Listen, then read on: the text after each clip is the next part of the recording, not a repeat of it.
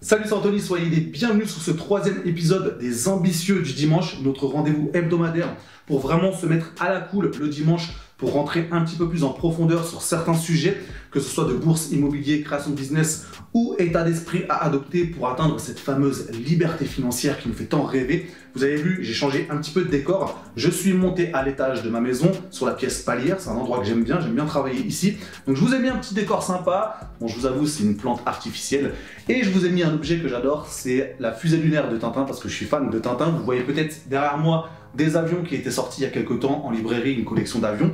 Donc voilà, j'essaye de changer un petit peu de décor. Au niveau des sujets qu'on va aborder aujourd'hui, certains sujets seront liés à des questions que vous m'avez posées lors de l'épisode précédent.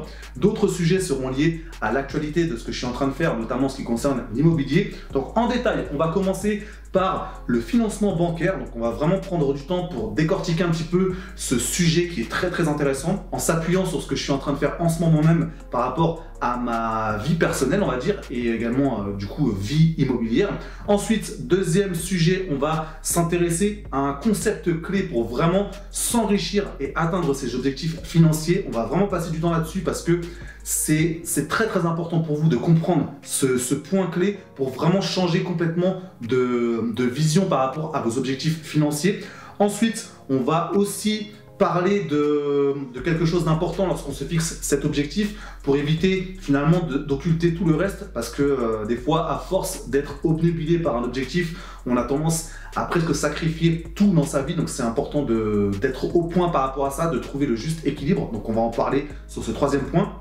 Ensuite, on va aborder une réponse à une question de Val lors du dernier épisode qui me demandait un petit peu de retracer mon parcours d'entrepreneur. Alors voilà, parcours d'entrepreneur en toute mesure parce que moi je suis salarié, mais à côté de ça, j'ai toujours eu l'envie de créer de petits business. Donc je vais vous expliquer un petit peu mon cheminement par rapport à ça. Ensuite, on va voir un tout petit point par rapport justement à cette notion de business pour vraiment essayer de vous faire comprendre à quel point c'est important de presque mettre des nouvelles lunettes sur ses yeux pour voir le monde autrement lorsqu'on a des envies de lancer des petits business. Donc ça, c'est un truc qu'on va voir en fin de vidéo. Et enfin, tout à la fin, on va se pencher sur un passage du livre « Réveillez le millionnaire qui est en vous », dont je vous ai déjà parlé, mais un passage qui est très important en ce qui concerne la création d'une équipe lorsqu'on a un objectif, pour vraiment voir comment constituer cette équipe, pour vraiment se donner toutes les chances d'atteindre son objectif, et également pour éviter finalement de se mettre des obstacles dans les roues, parce que des fois lorsqu'on constitue mal son équipe, ça peut être vraiment l'inverse de quelque chose de positif, parce que des fois on se dit il vaut mieux presque rester tout seul que de s'entourer des mauvaises personnes. Donc on va vraiment passer du temps en fin de vidéo pour parler de ce sujet. Donc comme d'habitude, installez-vous tranquillement, on est dimanche, on est à la cool, et on attaque tout de suite ce troisième épisode des Ambitieux du dimanche. Premier sujet, le financement bancaire, et on va vraiment s'appuyer sur du concret parce que en ce moment même, donc cette semaine, j'ai eu un rendez-vous avec une nouvelle banque pour à la fois racheter le prêt de ma résidence principale et également présenter le nouveau prêt que je souhaite obtenir pour l'acquisition d'un studio dont je vous ai déjà parlé, un studio de 18 mètres carrés à un prix de 73 500 €.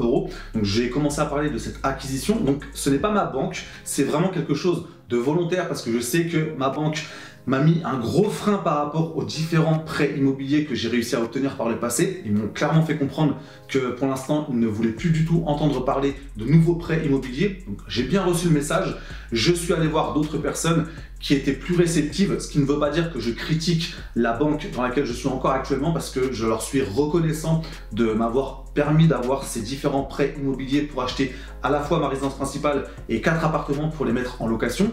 C'est important donc, par rapport à ça d'avoir cette reconnaissance, parce que non seulement d'un côté il faut se dire ok, je suis pas marié avec ma banque, donc il ne faut pas hésiter à en changer, parce que si vous estimez à un moment donné qu'on vous met presque un frein qui peut être légitime de leur point de vue, et que de votre point de vue vous estimez que vous pouvez continuer à avancer sur le domaine immobilier, il ne faut pas hésiter à aller voir ailleurs. Mais de l'autre côté, il faut quand même être reconnaissant par rapport à la banque que vous allez quitter, parce que déjà on ne sait jamais si un jour vous n'allez pas avoir besoin de refaire le chemin inverse et de revenir dans votre banque d'origine, et aussi parce que c'est tout simplement important de garder toujours des bonnes relations. Ça permet de garder des bonnes, j'allais dire des bonnes vibrations, parce que je vous avais déjà parlé d'une citation qui était issue d'un film Avengers de Marvel qui disait que le ressentiment est corrosif, et c'est clairement ce que je ressens de plus en plus. Ça sert à rien de se polluer l'esprit avec des sentiments vraiment négatifs négatif, de ressentiment envers une banque peut-être qui ne veut plus vous financer alors qu'elle vous a déjà financé par le passé. Donc soyez reconnaissant, mais n'oubliez pas que vous n'êtes pas marié à votre banque. Donc c'est clairement ce que j'ai compris depuis quelques temps, c'est-à-dire que j'estime avoir fait le maximum avec ma banque qui était mon premier partenaire. Là, je vais essayer de trouver un nouveau partenaire bancaire. Donc par rapport à ce financement, il y a des choses importantes à prendre en compte, notamment en ce qui concerne cette année 2021. C'était déjà le cas en 2020, mais là en 2021, ça n'a pas évolué, voire c'est même pire, parce qu'il y a des recommandations du Haut Conseil de stabilité financière qui vont devenir cet été des obligations. Donc tout ça, c'est important de le prendre en compte. Pour prendre un petit peu la température des différents intervenants, des différents interlocuteurs bancaires, pour savoir un petit peu comment ils perçoivent ces recommandations. Essayez aussi de rendre votre dossier, votre profil le plus sexy possible en ayant de l'épargne de côté pour vraiment montrer que vous êtes capable de subvenir aux éventuels aléas de vos différents investissements immobiliers. Donc tout ça, c'est ce que je suis en train de faire. Donc, dans cette semaine, donc c'était la semaine qui vient de s'écouler, j'ai eu mon rendez-vous avec ce nouveau partenaire bancaire. Donc là, c'était en l'occurrence pour le rachat du prêt de ma maison, donc c'est en très bonne voie. Après, j'attends la simulation en ce qui concerne l'acquisition de ce nouveau studio. Donc là, pour l'instant, rien n'est sûr. Je préfère vraiment rester sur du conditionnel parce que, encore une fois, on ne maîtrise pas grand-chose en ce contexte actuel. On ne sait pas ce qui peut se passer. On peut être très bien sur un oui qui se transforme en non. Donc, je vous tiendrai au courant au fur et à mesure. Mais vraiment, ce que je voulais vous faire comprendre, c'est de garder cette reconnaissance vis-à-vis des partenaires qui vous ont déjà suivis et de ne pas hésiter à aller voir d'autres partenaires si vous estimez que c'est le moment de changer de banque. Une petite chose encore par rapport à ce financement bancaire, il ne faut pas hésiter parfois à lâcher un petit peu d'un côté parce que voilà, on ne peut pas non plus être le meilleur négociateur sur tous les points de vue parce qu'à un moment donné, on risque presque de braquer son interlocuteur. Donc parfois, il faut être capable de lâcher un petit peu de lest, que ce soit par exemple sur la formule de compte, que ce soit par exemple sur un taux que vous pourriez peut-être obtenir un petit peu meilleur ailleurs. Mais là, vous vous dites, ok, je vais lâcher un petit peu de lest là-dessus parce que je vais au moins obtenir le prêt et je sais que c'est un partenaire qui va pouvoir me suivre sur d'autres opérations. Donc ne soyez pas buté à chaque fois en se disant je veux gratter le moindre euro, je veux vraiment être rigoureux sur toutes les négociations. Il ne faut pas hésiter à lâcher du lest parfois, c'est ce qui peut vous permettre vraiment de partir sur une relation plus sereine avec ce nouveau partenaire bancaire, surtout dans l'objectif ensuite d'enchaîner les différents investissements immobiliers. Donc voilà, je vous tiendrai au courant de ce rachat de prêt au niveau du prêt de la résidence principale. Là, on est sur une offre de prêt sur 20 ans à 1%. Donc là, on vient de signer dans la semaine. Donc on attend un petit peu le retour parce qu'il faut que ça monte au siège. Donc on verra à la fin la réponse qu'on va obtenir. Je vous en parlerai, je vous dirai exactement ce qu'il en est. Et aussi, en ce qui concerne l'acquisition de ce futur studio, je vous dirai comment ça évolue. Pour l'instant, on attend la simulation. J'attends quand même de voir si j'en parle ou pas à ma banque pour au moins être transparent avec eux, quitte à les quitter pour vraiment, comme je disais, garder une bonne relation sans partir avec des ressentiments. Donc je vous tiendrai au courant de cette évolution et on attaque tout de suite le deuxième sujet de ce troisième épisode. Ce deuxième point concerne un concept clé lorsqu'on souhaite atteindre des objectifs financiers élevés. C'est ce que MJ DeMarco, dans son livre L'autoroute du millionnaire, appelle l'effet de levier illimité et le contrôle. C'est vraiment les deux points qui sont essentiels pour avancer sereinement vers son objectif financier. Parce que, à l'inverse, si vous êtes par exemple dans le salariat, vous avez un effet de levier qui est limité, vous êtes conditionné à vos augmentations annuelles, donc ça reste des pourcentages assez faibles. Et après, de l'autre côté, vous êtes sur un contrôle également limité. Donc, vous n'avez pas la main sur ces deux points importants. Alors qu'à l'inverse, si vous partez sur une logique d'entrepreneuriat, vous allez vraiment avoir plus la main sur ces deux points importants. Vous allez avoir plus de contrôle et vous allez potentiellement avoir un effet de levier illimité. Ça va dépendre de vous, ça va dépendre de tout ce que vous allez mettre en place. Mais vraiment, vous avez la main sur ce domaine-là, plus que dans le salariat.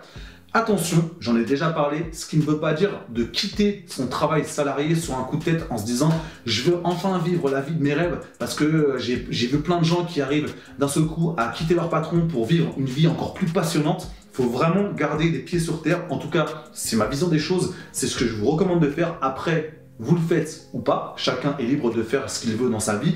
Mais pour aller un petit peu plus dans le détail de cette analyse, c'est une évolution qu'on a vue sur ces dernières années. On a senti que de plus en plus, on nous poussait à partir sur cette logique de créer sa propre entreprise, même si c'était juste une auto-entreprise, pour vraiment être dans le mode je deviens mon propre patron.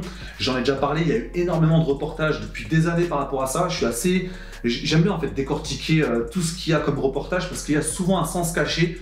on nous impose presque des sujets dans la tête, parce qu'à force de rabâcher les mêmes choses, bah forcément après ça reste dans notre esprit. Donc à force de nous dire devenez votre propre patron, c'est devenu presque un mantra, quelque chose qui reste au fond de notre tête et qui peut parfois nous pousser à prendre des décisions qui ne sont pas toujours cohérentes et qui ne sont presque pas toujours sérieuses. Parce que quitter son travail salarié sur un coup de tête juste parce qu'on ne veut plus avoir un patron, c'est pas la meilleure des raisons. Parce que vous allez être inconsciemment peu rigoureux sur l'analyse de votre nouvelle entreprise que vous allez créer. Vous n'allez pas forcément être rigoureux sur l'analyse du marché dans lequel vous allez vous lancer. Vous n'allez pas peut-être avoir juste les connaissances pour réussir dans ce domaine-là.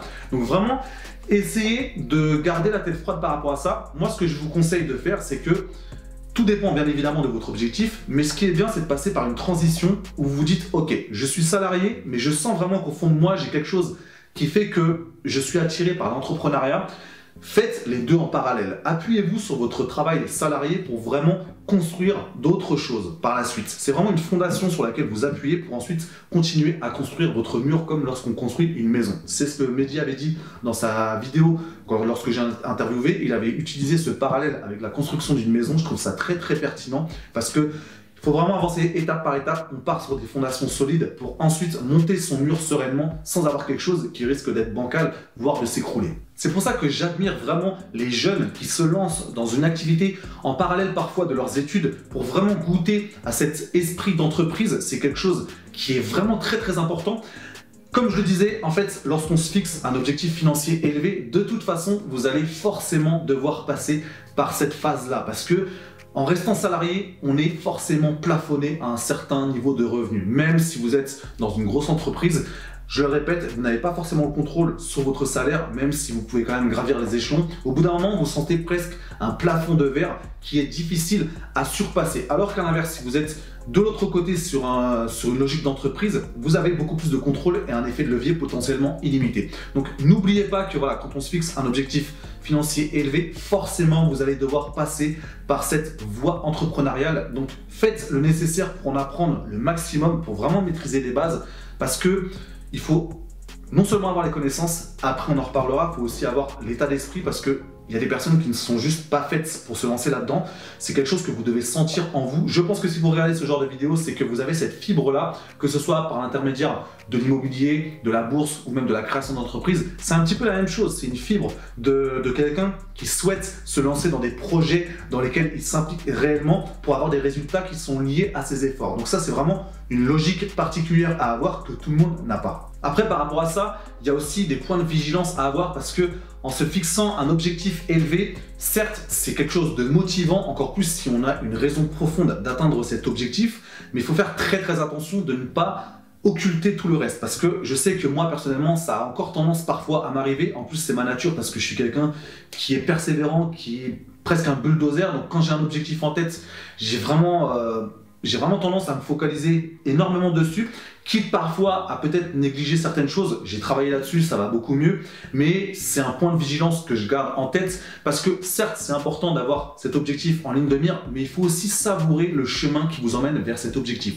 C'est quelque chose dont on parle souvent, mais c'est facile d'en parler, c'est plus difficile de le mettre en œuvre dans sa vie. Donc savourez les étapes que vous franchissez, savourez aussi la transformation que vous avez parce que vous allez devenir quelqu'un qui va progresser, vous allez apprendre de nouvelles choses, des nouvelles choses aussi sur vous-même. Donc savourez ce chemin, c'est très important pour garder la motivation et pour ne pas arriver finalement à un stade où vous vous dites ok, mon seul objectif c'est justement d'atteindre cet objectif et finalement vous allez presque manquer de saveur dans votre vie parce que vous allez vous dire inconsciemment tant que je n'ai pas atteint cet objectif, finalement ma vie n'a pas grand intérêt, n'a pas grand sens. Et le problème c'est que une fois que vous allez atteindre cet objectif, si vous y arrivez, ça va pas être forcément mieux, vous allez vous sentir presque vidé, vous allez vous dire ok, mais maintenant qu'est-ce que je fais? J'avais tellement pensé que ça allait être quelque chose de magique, alors qu'aujourd'hui j'ai atteint cet objectif, finalement je trouve que rien n'a changé, je suis toujours presque aussi mal à l'intérieur de moi, donc vraiment j'insiste là-dessus.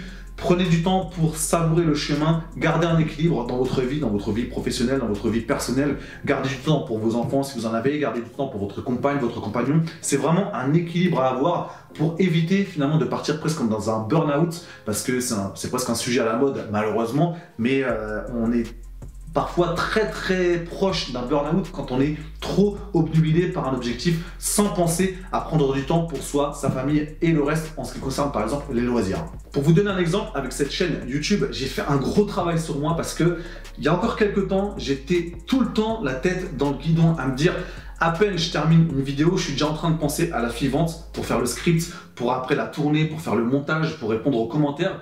Et il y a quelques semaines, enfin plutôt quelques mois, je vais pas dire que j'ai failli craquer, mais je sentais que dans ma tête, il fallait que je prenne du temps pour me calmer, pour me reposer, pour vraiment me détendre, parce qu'à force d'être la tête dans le guidon, on a l'impression d'être une cocotte minute prête à exploser. Donc prenez du recul par moment, après ça peut être même de la méditation, ça peut être le sport, on en a déjà parlé, c'est aussi le sommeil, toutes ces choses-là, c'est pas pour rien qu'on dit que c'est essentiel à la vie, parce que c'est comme des piliers sur lesquels vous vous reposez. Dès qu'il y a un pilier qui s'effondre ou plusieurs qui s'effondrent, bah forcément l'équilibre devient instable. Donc vous avez tout qui risque de s'écrouler en un minimum de temps. Donc soyez vigilants par rapport à ça. C'est tout ce que je vous souhaite pour vraiment rester serein et sereine vers l'atteinte de votre objectif et savourer surtout le chemin. On arrive maintenant à la réponse à la question de Val qui me demandait un petit peu de partager mon parcours d'entrepreneur. Donc je le répète, je suis salarié depuis maintenant 14 ans, donc je suis encore sur ce modèle salarié, mais à côté, j'ai souvent développé des petits business parce que j'avais envie aussi de réveiller cette fibre entrepreneuriale que j'ai depuis très longtemps. Donc voilà, en parallèle de mon activité salariée. Donc au début, je me suis lancé en ce qui concerne le coaching sportif, dont je vous en ai déjà parlé. J'étais parti sur du coaching sportif à domicile. Donc j'ai passé du temps à essayer de comprendre comment trouver des clients, comment me faire connaître, comment faire des cours vraiment efficaces pour que les gens aient envie de me rappeler pour refaire d'autres séances. Donc j'ai passé beaucoup de temps à lire des livres et j'ai même suivi des formations marketing par rapport à ça. J'ai fait un travail sur moi pour apprendre à sortir à l'époque encore de ma timidité, pour aller chez des personnes et faire un cours, parce que pour moi au début c'était quelque chose de terrorisant. Après avec le recul, à force de faire des centaines de séances, ça devient quelque chose qui rentre dans notre zone de confort. Donc voilà, on élargit en fait cette fameuse zone de confort.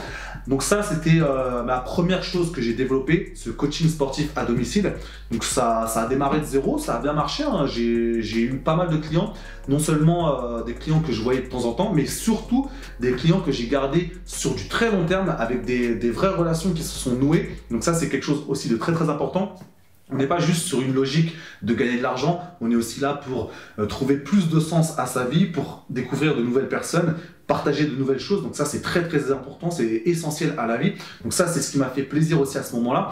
Donc après, une fois que j'avais lancé cette activité-là, je me suis dit ok, j'ai envie de partager un petit peu plus et avoir un petit peu plus de visibilité, parce que forcément lorsque vous échangez votre temps contre de l'argent, bah, on arrive à des limites, parce qu'on ne peut pas faire 24 heures de séance par jour de coaching sportif. Donc je me suis lancé sur la création d'un blog, c'était aux alentours de 2010, donc c'était il y a une dizaine d'années, pour vraiment partager un petit peu ces différents domaines, que ce soit le sport, que ce soit la diététique, que ce soit également tout ce qui concerne le mental. Donc j'ai commencé à écrire des articles, j'ai attendu un certain temps avant de faire des vidéos parce que voilà, j'étais pas encore dans le délire de faire des vidéos, c'est venu par la suite. Et après, j'ai commencé à créer des formations pour les vendre. Donc avant ça, j'ai créé des e-books et après, j'ai créé des formations. Donc c'était des coachings sur 3 semaines, sur 3 mois, sur 6 mois. Donc j'ai vraiment développé une petite gamme de produits. Après, forcément, il faut apprendre à les vendre. Donc c'est des choses qui m'ont demandé du temps parce que c'est pas quelque chose de naturel chez moi. J'ai dû apprendre à me vendre. Donc j'ai dû apprendre à maîtriser certaines stratégies marketing. Après, je suis plus ou moins d'accord avec certaines d'entre elles. Mais voilà, il fallait quand même passer par là pour au moins réussir à faire des ventes. Et j'ai lu énormément de livres par rapport à ça. Donc ça, c'était vraiment les premières choses que j'ai mis en place dans mon parcours d'entrepreneur. Petite anecdote par rapport à ces ventes de formation.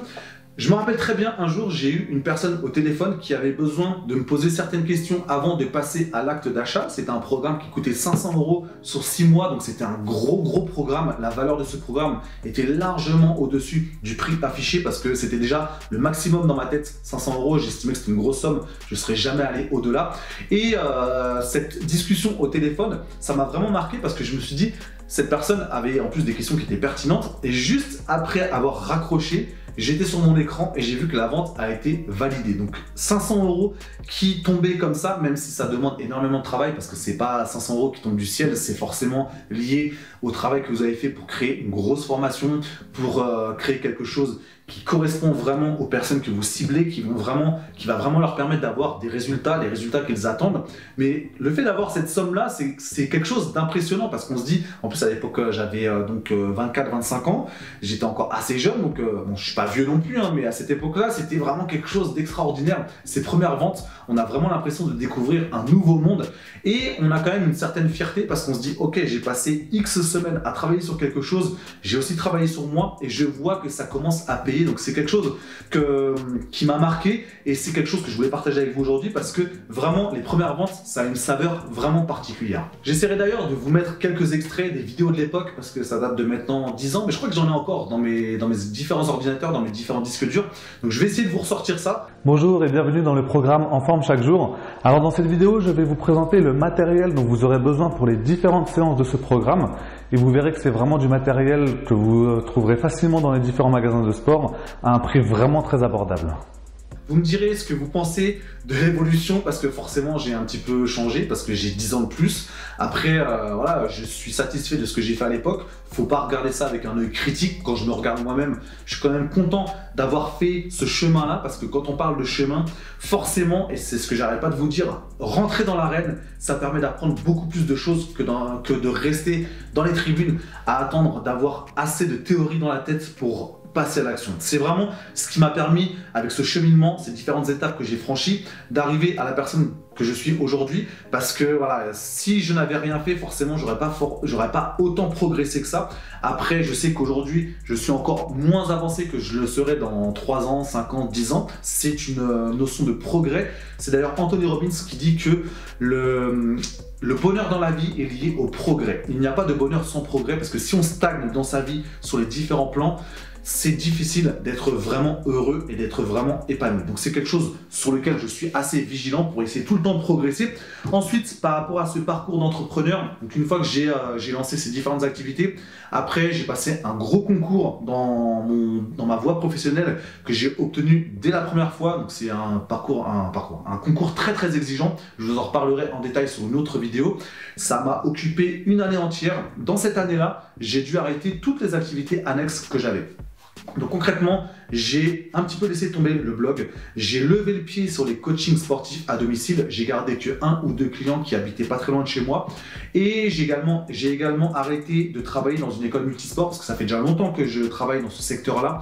Donc c'était le samedi, ça me prenait toute la journée du samedi. C'est 4 années que j'ai passées qui étaient exceptionnelles. J'avais un président en plus qui était, c'était un amour et j'avais des groupes d'enfants, c'était extraordinaire les moments que j'ai pu passer. À un moment donné, je me suis dit, ok, il faut quand même que je me donne du temps pour passer ce concours. Donc, j'ai fait un sacrifice aussi financier parce que le fait d'arrêter ces différentes activités, bah forcément, ça a un impact sur les finances que j'ai eues pendant 1 an. Pour tout vous dire, mes parents ont même dû me prêter de l'argent durant cette année parce que j'étais vraiment juste au niveau de ma vie personnelle, au niveau de la vie économique dans ma vie personnelle. Je les ai remboursés jusqu'au dernier centime parce que ça, c'est un truc de principe. Je ne voulais même pas qu'ils me donnent ne serait-ce que 10 €. Ils m'ont prêté une certaine somme d'argent jusqu'au dernier centime. Je les ai remboursés.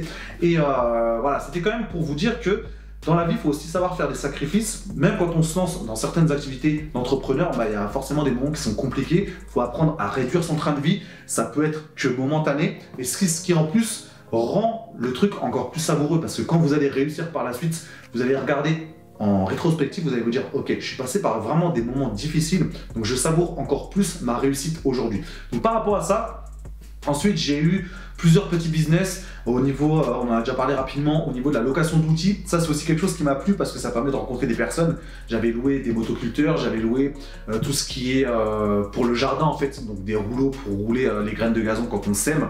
J'ai également loué tout ce qui est diable en fait pour faire des déménagements parce que c'est pas forcément des trucs qu'on a ou des trucs qu'on achète.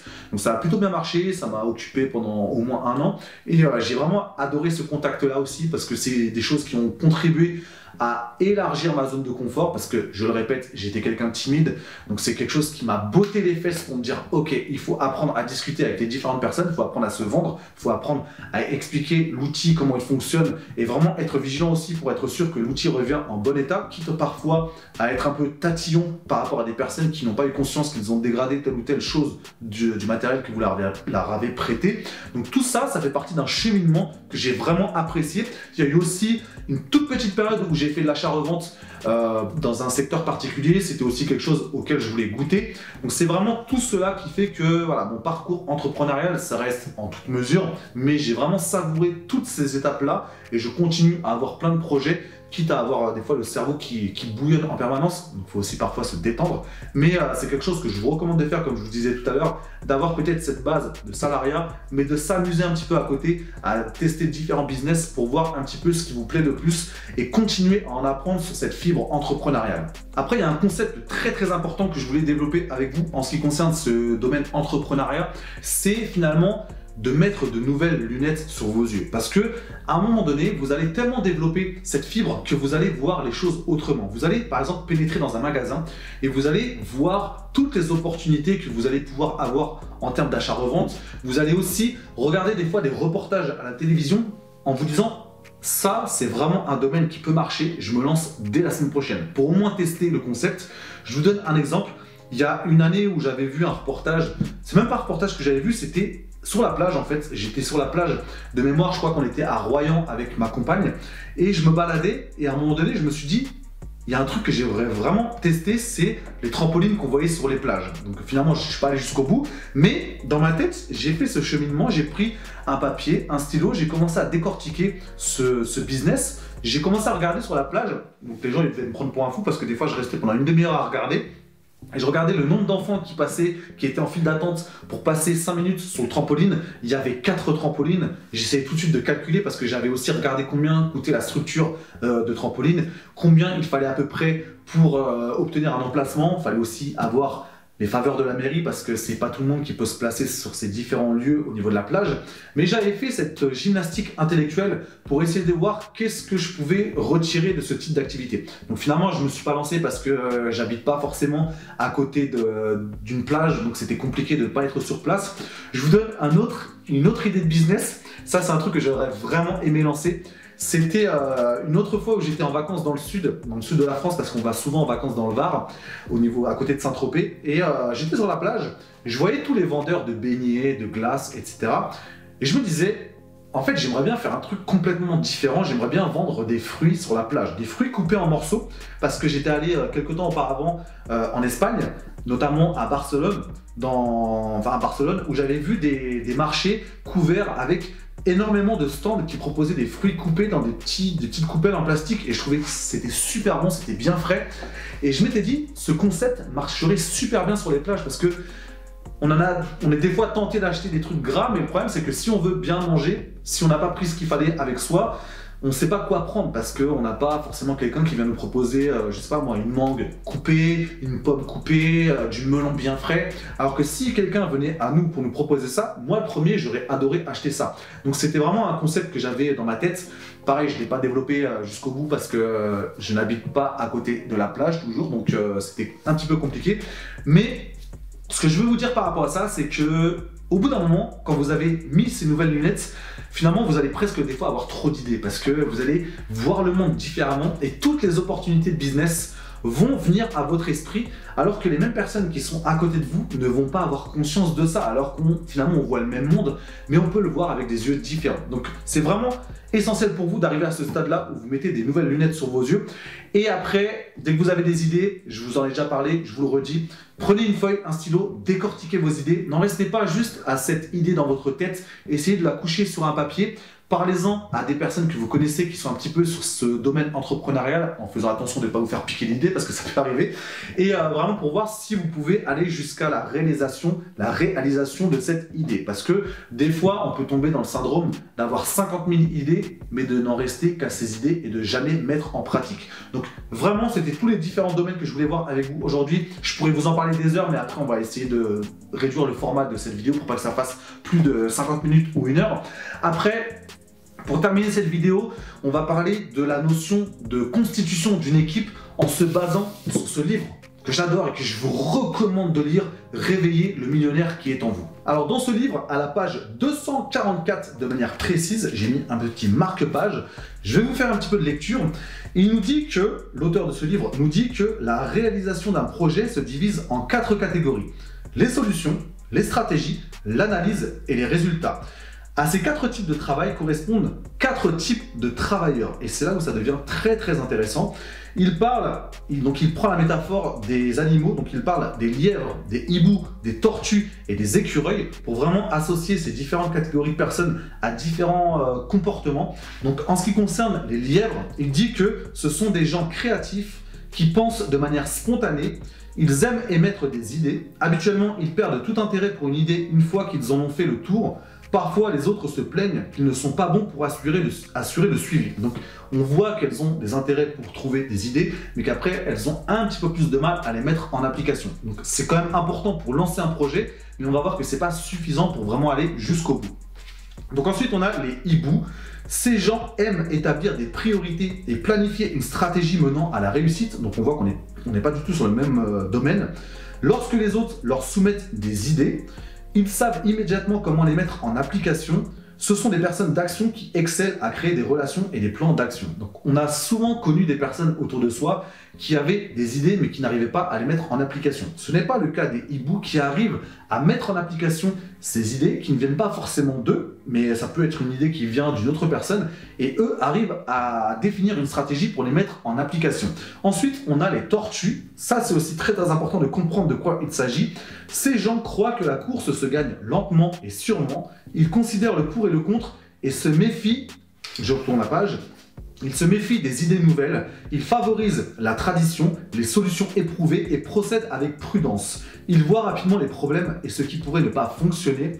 Grâce à eux, l'équipe peut détecter l'échec à l'étape du concept, épargnant ainsi temps et argent. Donc on voit très bien de quel type de personnes on parle. C'est des personnes qui cherchent un petit peu la petite bête, qui ont plutôt tendance à voir ce qui pourrait ne pas fonctionner, mais elles sont importantes à la réalisation d'un projet parce que si on est toujours en mode euphorique, en mode je sais que ça va marcher, tout est rose, tout est beau, on peut des fois tomber de très très haut. Donc ce sont des personnes sur lesquelles il est important de s'appuyer pour au moins échanger un débat pour voir si on a des arguments à leur apporter, parce que si en face des tortues, donc des personnes qu'on appelle des tortues, vous n'arrivez pas à argumenter pour expliquer que ce projet peut marcher, forcément c'est quelque chose de bancal. Ensuite, le 4e type de travailleurs, ce sont les écureuils. Ces personnes axées sur le détail excellent dans le travail étape par étape.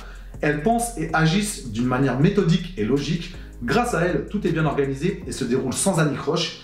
Indiquez-leur précisément ce qu'elles doivent faire et elles s'acquitteront de leurs tâches avec brio.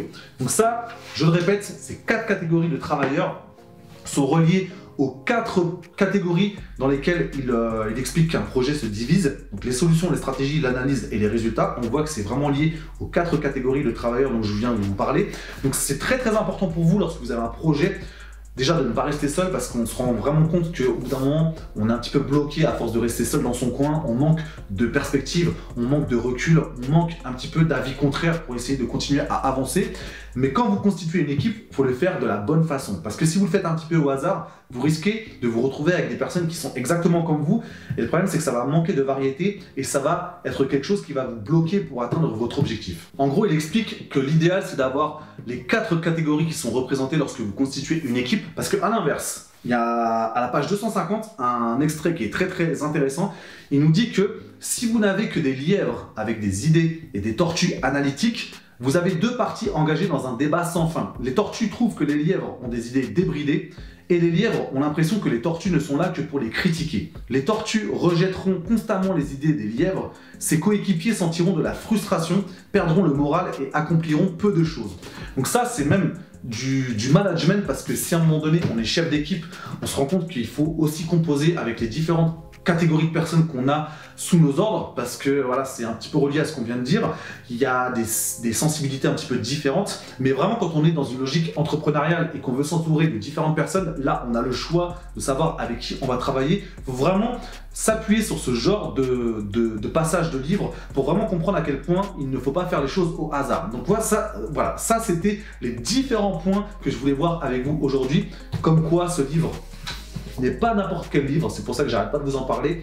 C'est vraiment un bouquin, après il est assez long, hein, il fait presque 500 pages, mais c'est un livre que j'ai lu beaucoup de fois, À chaque fois, j'apprends de nouvelles choses. Vous avez vu là, par exemple, je sais que j'avais ça en tête depuis quelques temps. Je me rappelais de cette petite histoire avec des animaux, mais on a parfois tendance à oublier. Donc là, j'ai ressorti le livre, j'ai relu plusieurs fois l'extrait avant de faire la vidéo, et j'ai vraiment trouvé ça excellent parce que, en plus, le fait d'avoir associé ça des noms d'animaux, ça permet de mieux retenir ça dans sa tête. Donc voilà, c'était les différentes choses que je voulais voir avec vous aujourd'hui. Comme d'habitude, dites-moi dans les commentaires si vous avez des questions de sujets à aborder sur les prochains épisodes des Ambitieux du dimanche, parce qu'à chaque fois, c'est important pour moi de m'appuyer sur vos questions pour vraiment faire des choses qui sont presque interactives, même si vous n'êtes pas en face de moi. On s'adapte avec juste la caméra qui est en face, mais je rebondis sur vos questions. Ça me permet aussi de des fois ressortir des livres avec des extraits qui permettent de donner de la profondeur aux réponses à vos questions. Donc dites-moi cela dans les commentaires. Je bafouille un petit peu en fin de vidéo, hein, c'est compliqué. Je vous assure qu'en fin de vidéo, on est presque rincé, comme si on avait couru un marathon, parce que, mine de rien, ça a fait un petit peu bouillonner le cerveau. Donc, on est un petit peu fatigué en fin de vidéo. J'espère que ça se voit pas trop. Et si cette vidéo vous a plu, pensez à mettre un maximum de pouces en l'air. Ça aide énormément au référencement. Dites-moi un petit peu ce que vous pensez de mon nouveau décor. Bon, je le répète, je sais que c'est une plante artificielle, mais je trouve que ça passe plutôt bien à l'écran. La petite fusée lunaire, je me rappelle une fois, j'habitais dans mon ancien appartement et j'avais ma nièce qui était arrivée et d'un seul coup je la vois dans ma chambre en train de faire tonton, regarde, et elle était avec la fusée comme ça. Je fais ouais, c'est bien, est-ce que tu peux juste la reposer s'il te plaît, parce que c'est un truc auquel je tiens. En plus, je l'ai acheté vraiment au musée Hergé à côté de Bruxelles, donc c'est vraiment un objet auquel je tiens particulièrement. Donc dites-moi ce que vous pensez de ce nouveau décor. Je vous souhaite un excellent dimanche. Merci de votre attention. Je sais que ces vidéos sont un petit peu longues par moment. Vous pouvez les regarder en plusieurs fois à la cool. Vraiment, ça permet de rentrer un petit peu plus en profondeur sur certains sujets. Je vous remercie. Je vous souhaite un excellent dimanche. Décidément en fin de vidéo, c'est ma langue qui n'arrête pas de fourcher. Je vous souhaite un excellent dimanche et je vous dis à très bientôt pour la prochaine vidéo.